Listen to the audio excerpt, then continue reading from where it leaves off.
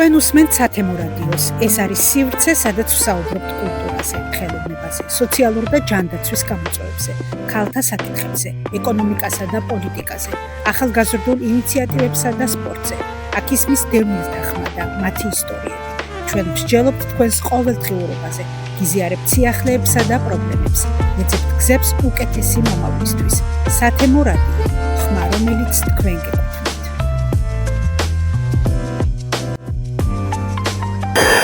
მოგესალმებით ძვირფასო რადიო მსმენელებო და მაყურებლებო, ვისაც გეძლევათ საშუალება ნახოთ ჩვენი სათემო რადიოს ხონის ხმა. ჩვენ ამ გადაცემაში ბევრი ადამიანი გავაცანით, თემში მცხოვრები, ბევრი წარმატებული, ბევრი დამსახურებული ადამიანი სხვა სფეროში. ეს იყო სახელოვნებო, ეს იყო ახალგაზრდობა, დევნილები და შემდეგ. დღეს ვყავს მეტად საინტერესო სტუმარი, ადამიანი, რომელიც ერთგვარი კოლორიტია ჩვენი ამ დასახლების, სადაც ჩვენი რადიო მაუწყებლობს. ის გახლავთ ბატონი რაზმიკ მარგარიანი. ბატონი რაზმიკი დაიბადა ახალქალაქში დაიბადა საქართველოში და სულიად ახალგაზრდა მსახურობდა ჩვენს დასახლებაში ხონში, სადაც ადრე იყო ეგრეთ წოდებული სამხედრო გარადოკი, სამხედრო დასახლება, ანუ სამხედრო ქალაქი. და მას შემდეგ დარჩა ხონში და დღეს ძნელად მოიძებნება ვინმე ხონელი, უფრო მეტად უყვარდეს ხონი და უფრო მეტად ხონელობდეს, ვიდრე ბატონი რაზმიკია და რაც მთავარია ამ შენობასთან დაკავშირებით, რომელიც შენობაში ახლა არის ხონის განათლების სათემო ცენტრი და დღეს ასე ლამაზი შენობა რომ გვაქვს და დღეს აქამდე რომ მოვიდა და შემდეგ საერთაშორისო ორგანიზაციების მიერ მოხდა მისი გარემონტება, აღჭურვა და მხარდაჭერა, თავის დროზე ეს შენობა სწორედ ბატონმა რაზმიკმა გადაარჩინა. მე როგორც ცენტრის ხელმძღვანელი მეუნება თითოეულ აგურს იცავდა, მაშინ როცა იგრეოდა ქვეყანა 90-იან წლებში, თითოეულ დეტალს იცავდა, ისე რომ უხელფასოდ არ მიცა არავის უფლება, მათ შორის როცა დევნილები მოვიდნენ, არავის არ მიცა უფლება, რომ აქ რაიმე თუნდაც ერთი კენჭი წაეღო და მოეპარა ვინმეს და აქამდე შემოინახა ეს შენობა, რომელსაც შემდეგ მიეხედა და დღეს უკვე ასეთ კომფორტულ პირობებშია ჩვენი სათემო განათლების ცენტრი და მათ შორის ჩვენი რადიო. ბატონო რაზმიკი, მოგესალმებით. მიხარია რომ დღეს თითქოს არაფრით გამორჩეული სტუმარი, მაგრამ ყველანაირად გამორჩეული სტუმარი ვყავს ნამდვილად, კარგი ადამიანი ხართ. მოგვიყევით თქვენს ჯერ ახალქალაქში ოჯახის შესახებ, თქვენი ბავშვობის შესახებ და როგორ მოხვედით, როგორ აღმოჩნდით ხონში და შემდეგ როგორ განვითარდა თქვენი ცხოვრება. მე დავიბადე 1936 წელს ახალქალაქის რაიონში, სოფელი კუმბურდოში.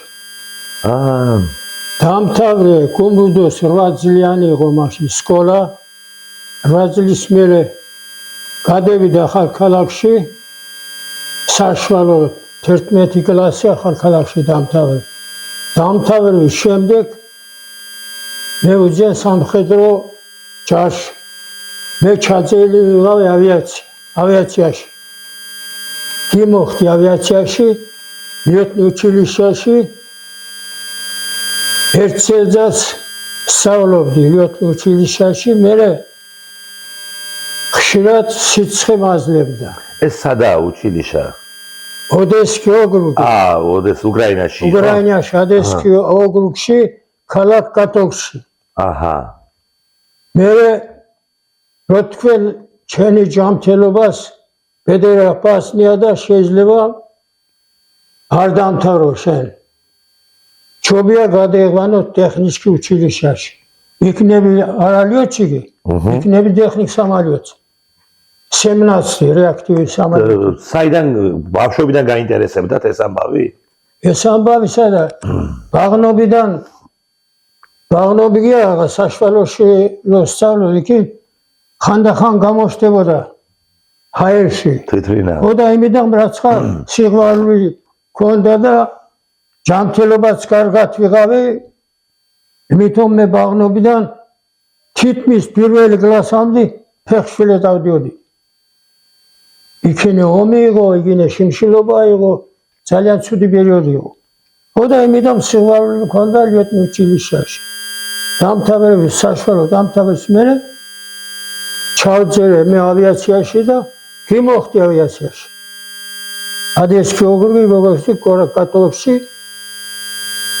Liyotni var imaskına gay ne bir texniki mayıs samolyotdan ახლოს იქნები. Იბუშავე 5-6 წელიწად ეხი სამალიოთი. Командир эскадрильის ეკიპაჟი იყო. მე ამზადებდი სამალიოთი, ეგენი ფრიალდავდი. ხანდახან ღამის პალიოთი იყო, ხანდახან დღეში შამჯერ პალიოთი იყო. ასე მსახურებ ეს მედინი იგი არაფერი არადროს არ მოსულა. შემთხვევა რა მეც. ხო და მე რო დამთავრე უჩილიშა იქნა ჩვენი კომანდირ ზვოდა იყო ქართველი. დეგონა სიძე. კომანდირს თქვა ხო იცი აქანე თბილი ადგილი დარიან საქართველოსთან ჩემთან იყო ორი ქართველი 3-4 რუსი ამ ტერიტორიიდან ჩვენი საქართველოსთან და მაშინ ვინ დატოვეთ ახალქალაქში ოჯახის წევრები ვინ იყო თქვენი? ოჯახის მე დადოვე დედმამა უმცროსი ძმა ჯარში იყო და უმცროსი ძმა სამი ძმები იყავით? სამი ძმები ვიყავით. ხო და მე რო ჯარში ძევედი ჩემი უმცროსი ძმა ჯერ არ იყო ჩამოსული. მე პატარა ძმა ჯერ პატარა იყო ჯარში არ იმას. მე ჯარში რო ძევედი უჩილიშეში დამთავრე კომანდირ ზვოდმა თქვა ამგეს გოუშვათ თბილი ადგილი იმიტომ მიჩეული არიან იმიტომ განაძლება იყო სიბირისკენ იგი ტექნიკად სამალიოთის მექანიკოსად მუშაობა. გინასთან ცივია არ იმაშობენ და ხო მაგრამ ჯარი ხო 2 წლიანი იყო. ჯარი მაშინ ავიაცია იყო 5 წლიანი მე რო ძევედი. მარშრუტი იყო 7 წლიანი. რიადავოისკი ისე იყო 3 წლიანი.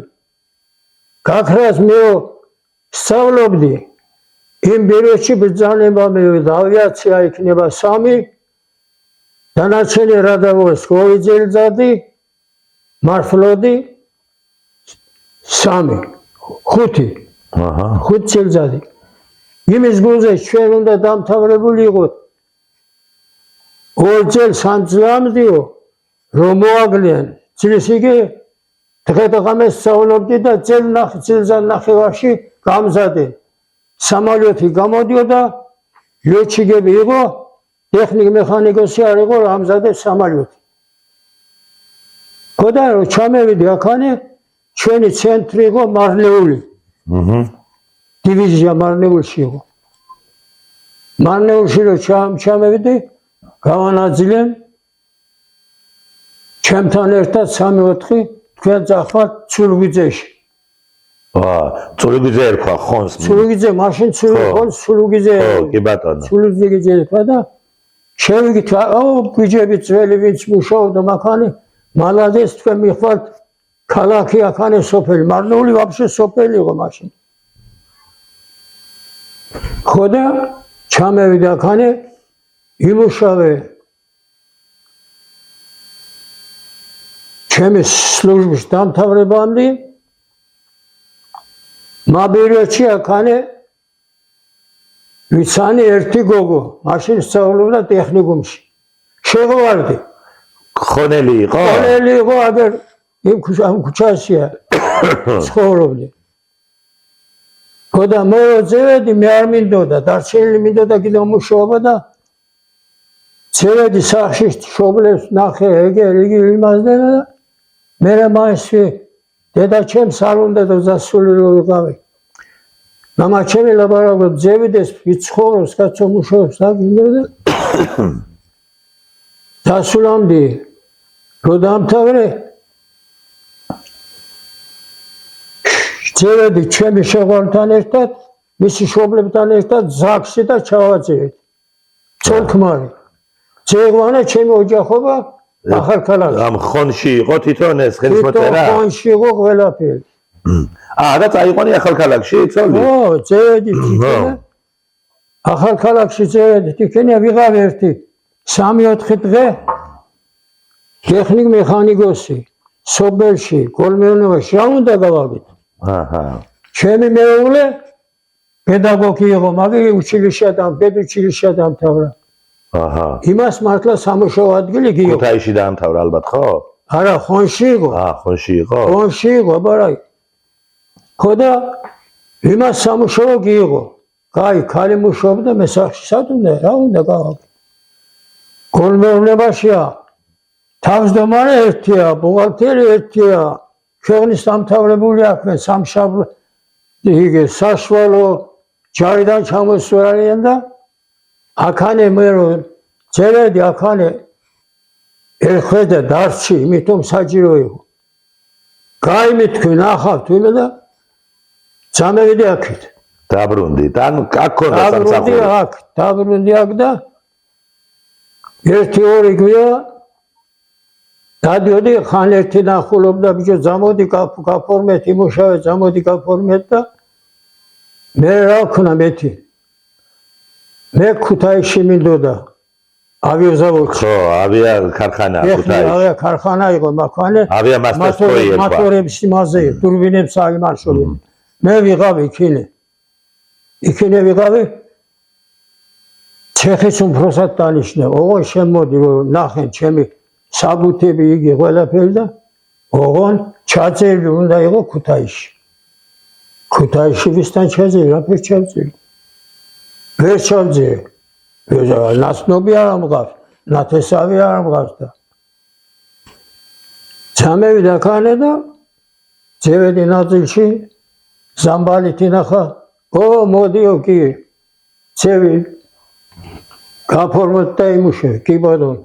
ოღონ მე თქვი ჩემი ესკადრილიაში და ჩემი სამალიოთი თუ თავისუფალია იქინე შენ ოღონ მოდი მაიორ გიზგიზევა იყო კომანდირი ესკადრილია ჩემი ეკიპაჟი ჩემი უფროსი რონახა მოდი რაზმი მანდიროსოვიჩ მოდი და კიდე ეკიპაჟში იქნება დაბრუნდი იმუშავე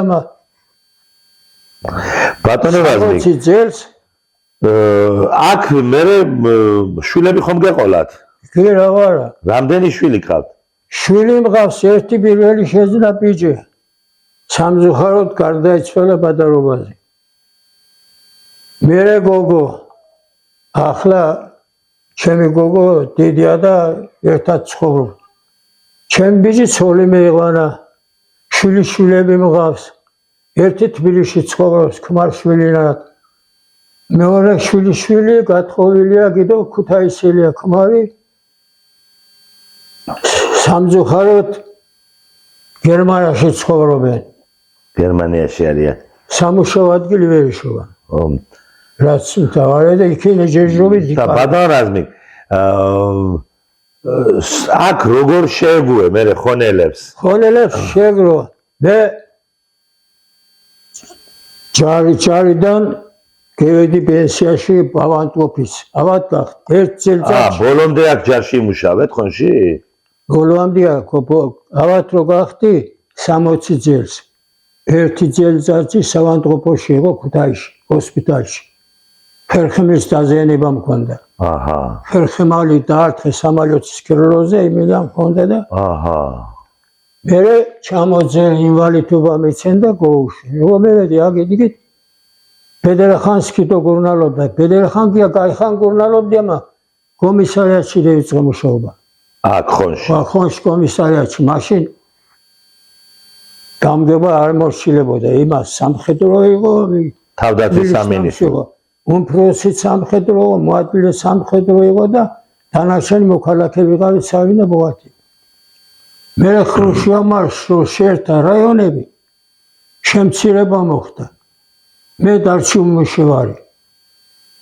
კი სამთეთრიაში კი მეღენა, მაგრამ ჩემი მანქანის სიარული აკრძალული იყო. ხშირად არ უნდა გირო მანქანი. იმიტომ ხერხემლის დაზიანება მქონდა. ხოდა მაშინ პენსიონერი ვიღავ აქ და მე გაიხან გურნალობდი სანადორომში. გამოჩნდა სამუშაო აქანი გარნიზონი, ახალი ნაწილი ჩამოდის. ეგი 71-ში ჩამოვიდა ბრიგადა, დესანტო-შტურმოვая ბრიგადა აქ. ეიწყენ აშენება გარადოქი. ეს არის შილოვის ზონა. აფიცრები და ცოლები აქ. ქვევით აშენენ სლუჟებნი ზონა, სადაც ჯარისკაცები, გაზარმები, სავანტკო, აპტეკა, ყველაფერი იქნება, აეროდრომის ზონა კიდევ გაზარმები, სადაც ვერტალიოტები იყო. მერედი მაგენთან რონახენ სამხედრო პირი პენსიონერი ვარ და კი მივიღეთ ამა მესამე ზონა რო გეხსნება, მაშინ მოდი. მართლა რო გეხსნა მესამე ზონა ძევედი. დევიწყე მაგენთან მუშაობა. რო დევიწყე მუშაობა მე საწყობის გამგებია. რო აშენდებოდა ზანია ჩაბარება, ვერ რასხოდი არაფერი არ იყო. ყოველ ზანის ჩაბარებაზე პრემიას ევიღებდით. ხო და მე სტრაი უправления სუპროსი იყო მაიორ ადენცოვი. მე პატპალკონი გახდა. თბილისიდან ოგრუგიდან იყო ჩამოსული და მე წასული ვიყავი სანადორომში მევედი, აეროდრომი ჩემი ზონა მევიდა, რატო შენახარა გაცილებული. მე თქვა სად უნდა იყო მუშაობდნენ, უღურობ ბიჯებს, საწყობში არაფერი საქმე არ მაქვს. მასალა მიცემული მაქვს. არო შენ გადაღვინილი გაქვს ჟილოვის ზონა აქანი. კი ბატონო რაზმიკ, ეხლა მოგვიყევით ამ შენობასთან დაკავშირებით. შენობა იგი როგორ ახლა მოვა. შევიწყეთ ამას აშენება 71 დაწყებულია 75. რისთვის აშენდა ეს თავის დროზე შენობა? ეს გეომნების კულტურის სახლი იყო თავიდან, ხო მგონი? არა, აქანე უკვე მესამე გარადოქი აშენდება. აქანე იყო პატარა სახლები, გარადოქი ცხოვრობდნენ. ინაძილი რო ძევიდა, ეს დიდი ნაძილი რომ მევიდა, ახალი გარადოქი დაიწყო აშენდება. მე გადაიყვანე აქანე მუშაობდა, დამთავრდა მუშაობა. ნაჩალნიკ ბალიტადიელი მევიდა, სადა მარგარიანი, მე თქვი აგერა მე ვარ. შენ უნდა იმუშაო ჩემთან. სად? ამ გლუბში. ხან აშენე ამ გლუბი. ხან ჩავაბარე და ხან მივიღე. ასე გამევიდა. ანუ თლიანად თქვენ იყავით ამის ბატონ პატრონი. დიახ, პატრონი. მე ნაძილის იმას ქნა, მე დანიშნე აქანე და დღემდეო ასე ამბობენ, ვიდეო თვალი არ გჭირდებაო, ბატონი რაზმიკიო, ყველაფერი ზებრალიც აქ რა ხდებაო. მე ამ მაიორთან ერთად მუშაობდით. მე დეშა საბჭოთა კავშირი. ჯევიან 4 თვის ხელფასები უნდა მიცემულიყო ჩვენ.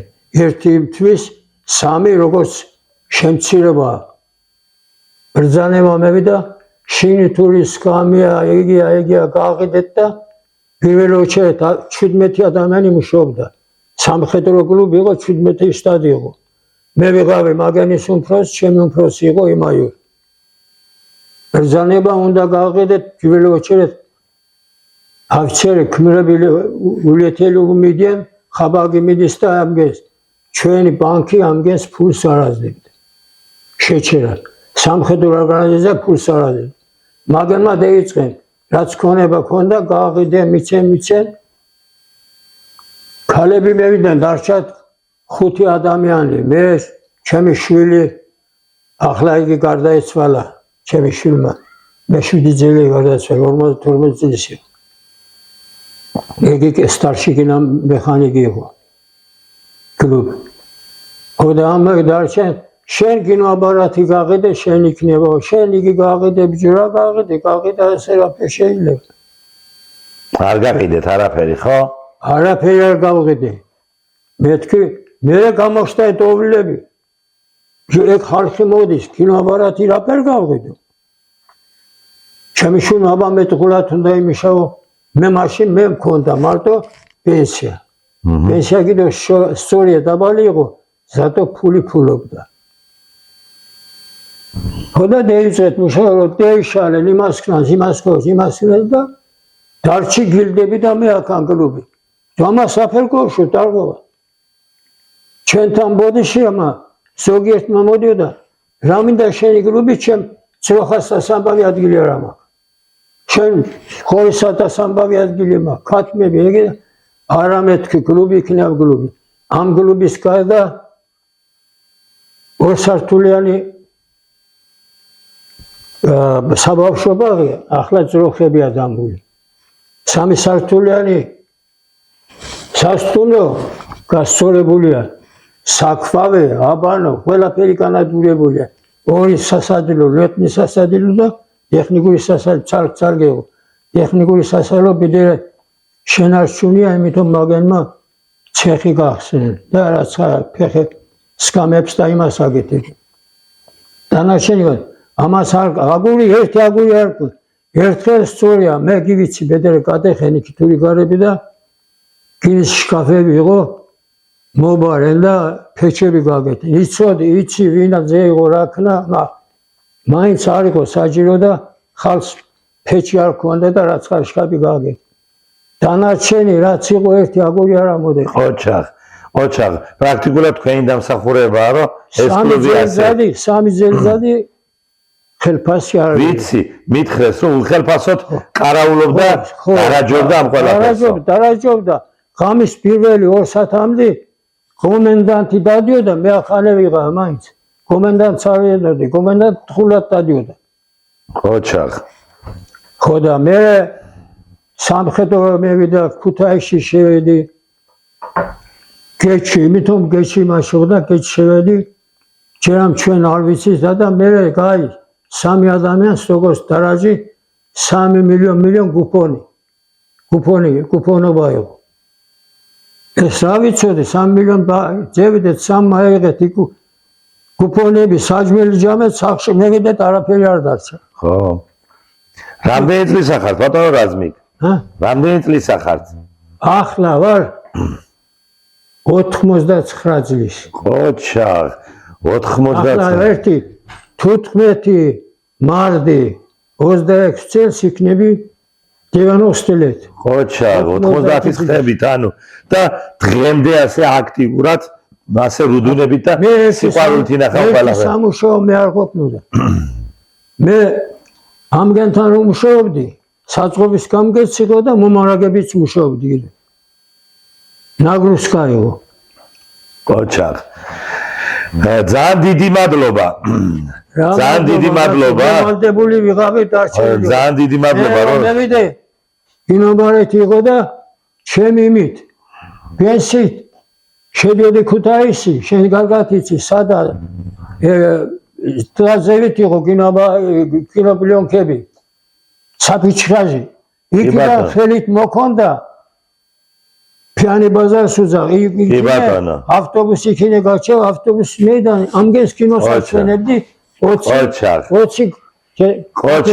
ყოჩაღ და ღმერთმა დიდხანს გაცოცხლოს. კარგად იყავი შენ ოჯახთან ერთად. დიდი მადლობა.